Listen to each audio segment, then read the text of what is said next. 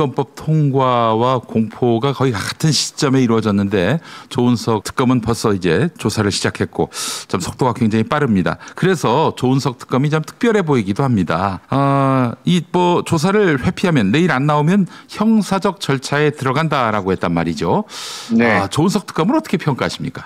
아니 일단 특검 후보로 그 지명된 기사가 났을 때 네. 이제 시쳇말로 네. 죽었구나 이제.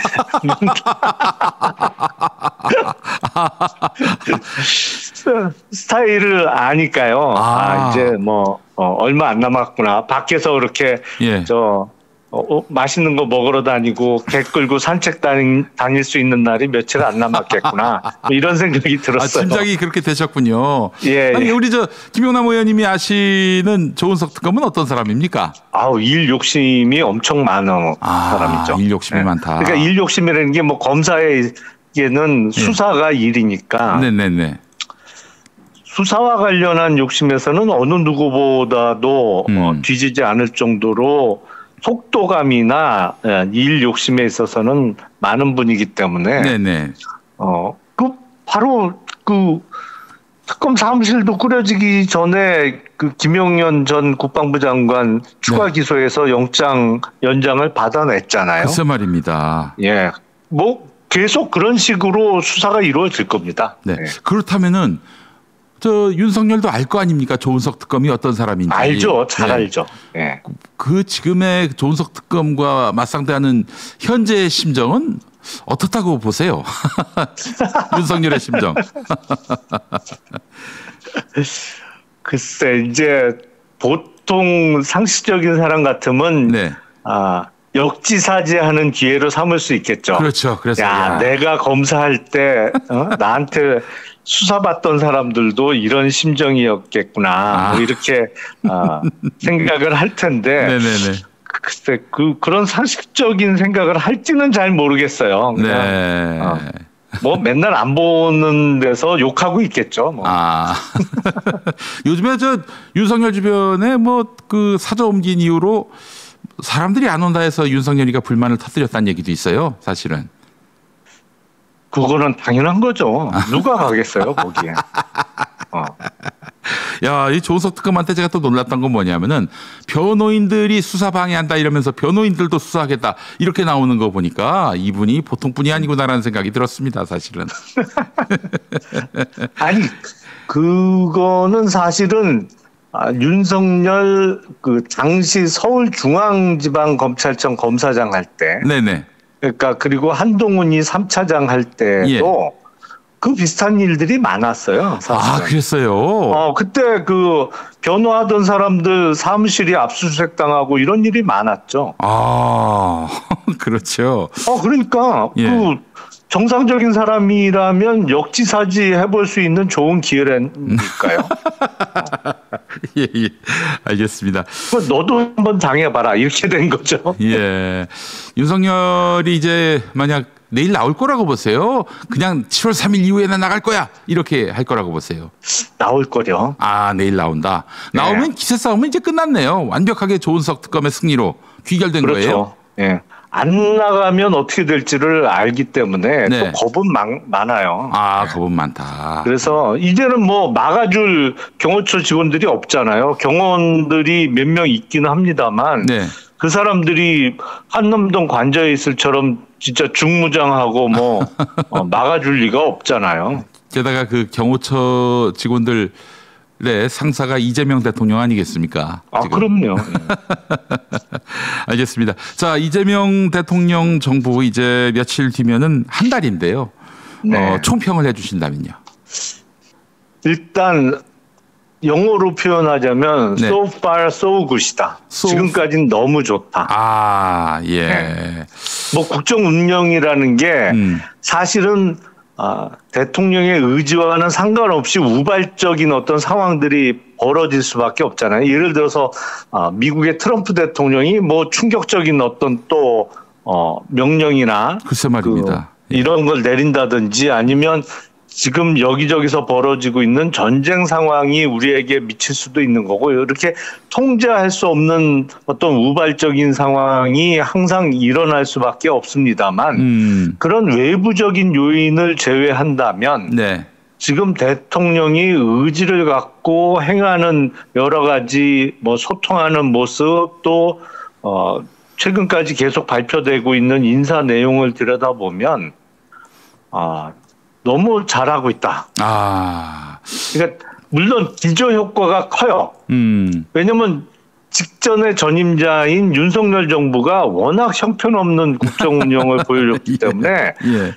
이 기본만 해도 너무너무 잘해 보이는 효과가 있거든요. 네. 그런 걸 우리가 기저 효과라고 하잖아요. 네. 근데 기저 효과를 제외하더라도 예를 들어서 지금 그 호남 방문해서 그 무안군수, 광주광역시장, 전남도지사 등등 또 시민들과 소통했던 모습을 보거나 최근에 이루어진 인사의 면면을 들여다보면 네.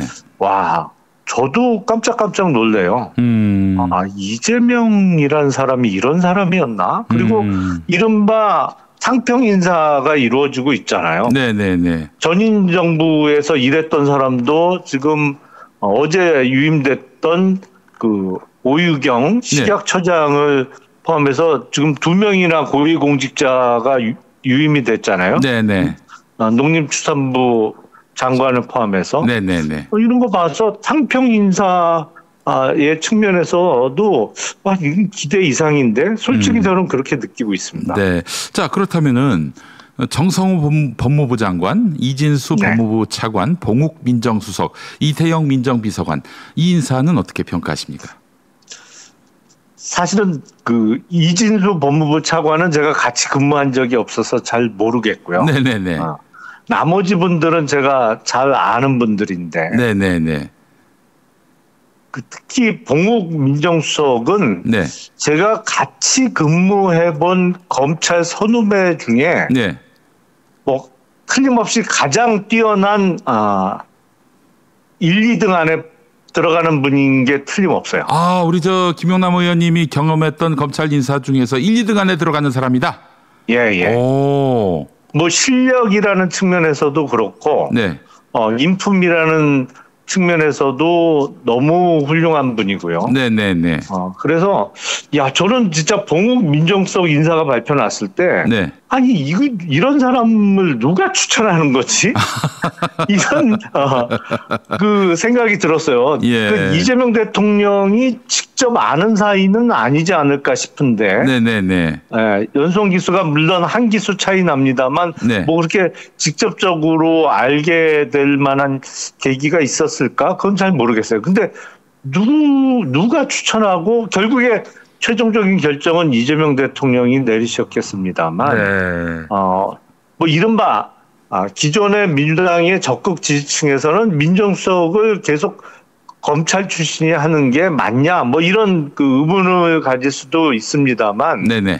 어쨌든 검찰을 알아야 검찰을 고칠 수 있다는 측면에서도 이해할 수 있는 측면이 있고 제가 아는 한 검찰 출신 중에 민정수석감을 고르라고 하면 네. 최고의 후보예요. 최고의 인사다.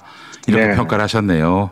네. 알겠습니다. 우리 김용남 의원님 하면 말이죠. 소액주주혁명이라는 책을 내실 만큼 주식 전문가세요. 예. 그래서 사실 검사 출신인 것만 아시는 분들이 많이 계시는데 이분이 또 주식 또 증권 전문가이시기도 한데 자, 이재명 정부가 들어서고 이제 얼마 안 돼서 3,000선이 넘었고요.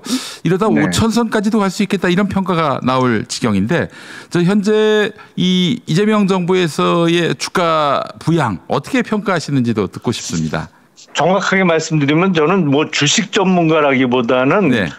거버넌스 전문가죠. 거버넌스 전문가 알겠습니다. 네, 거버넌스 전문가인데 네. 지금 이재명 정부가 들어서고 나서 주가가 오르고 있는 것은 네. 정부에서 인위적으로 주가 부양을 하는 것은 전혀 아닙니다. 네. 그러니까 일부러 뭐 증시에 돈을 집어넣어서 아니면 연기금을 동원해서 주가를 부양하는 것은 전혀 아니고 지금 주가가 오르고 있는 이유는 이재명 정부 들어서 그동안 불공정했던 주식시장이 공정해질 것이라는, 그러니까 우리나라 상장 기업들의 거버넌스가 개선될 거라는 기대감으로 올라가는 것이거든요. 근데 이런 거버넌스의 개선은 일단은 제도적인 것이 바뀌어야 됩니다. 상법 개정을 말씀하시는 그렇죠. 거지. 상법 개정을 필두로 해서 그동안 저는 주주 민주주의라고 표현을 하는데요. 네네. 우리가 정치적 민주주의는 1987년 직선제 개헌을 통해서 달성을 했습니다만 주주 간의 민주주의는 그동안 이룩되지 않았어요. 그러니까 무슨 말씀이냐면 우리가 선거할 때는 다 각자 한 표씩을 행사하잖아요. 그렇죠. 근데 주식시장에서는 갖고 있는 주식 수는 다 다르죠. 하지만 100만 주를 갖고 있는 회장 한 사람의 어떤 권한이나 누릴 수 있는, 주주로서 누릴 수 있는 권력하고 한 주씩을 갖고 있는 100만 명이 누릴 수 있는 권한은 똑같아야 되잖아요. 그렇죠. 한 명이 갖고 있는 100만 주나 100만 명이 갖고 있는 한 주씩이나 다 100만 주씩이니까요. 근데 이 당연한 얘기가 안 지켜졌단 말이죠. 우리나라에서는. 한 명이 갖고 있는 100만 주가 훨씬 많은 혜택을 그동안 누려왔어요. 그러다 보니까 주주 민주주의가 이룩되지 않았다. 라고 저는 표현을 하는데 이게 될 거라는 기대감에서 지금 오르고 있는 겁니다. 이재명 정부 들어섰고 이제 주식 시장이 활짝 만개할 테니 주식 투자하라 이렇게 말씀하실 수 있겠습니까? 그럼요. 저는 이재명 정부의 그 자본시장의 개혁 의지를 의심하지 않고 김병기 원내대표가 상법 개정안을 이번 임시국회 회기 중에 통과시키겠다라고 공개적인 발언을 한 적이 있는데 이건 뭐 지켜질 것이고요. 오늘 근데 이른바 경제 6단체장하고 민주당의 정책위 의장을 비롯해서 만난다고 하거든요. 문제는 꺾이지 않는 개혁 의지다. 이게 사실은 반대, 저항 세력의 힘이 어마어마합니다. 이른바 환경협을 비롯해서 경제단체들이 그 사람들만 있는 게 아니고 그 사람들은 주요 이제 언론사들을 움직일 수가 있고 또 학계도 움직일 수가 있기 때문에 조금의 빈틈만 보여도 역공을 취할 가능성이 높거든요. 근데 그런 거에 굴하지 말고 우리 상장 기업들이 정말 주주 민주주의를 실천할 수밖에 없는 입법과 제도적 개혁을 꾸준하게 이뤄 나간다면 이재명 정부 임기 내에 코스피 무조건 5천 찍는다. 제가 장담을 합니다. 장담까지 하셨어요.